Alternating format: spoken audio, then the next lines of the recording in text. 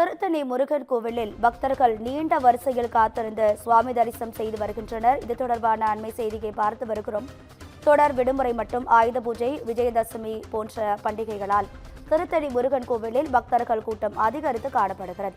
இது தொடர்பான கூடுதல் தகவல்களை நமது செய்தியாளர் ஜான்சன் வழங்கிட கேட்கலாம். ஜான்சன், உங்க விரிவான தகவல்.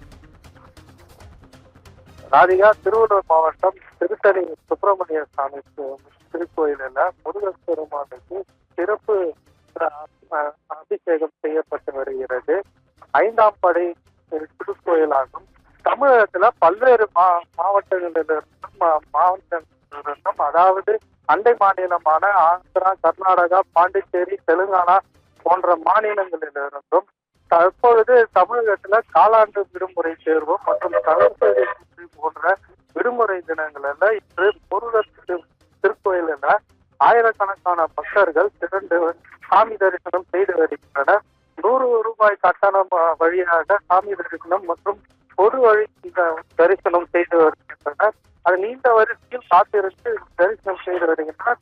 இன்று காலை மூலவருக்கு முருகர் பெருமானுக்கு சிறப்பு அபிஷேகம் செய்யப்பட்டு தங்க ஆபரணம், வைர ஆபரணம், தங்க கிரீடம் அணிவிக்கப்பட்டு சிறப்பு அபிஷேகம் செய்யப்பட்டு வந்தது.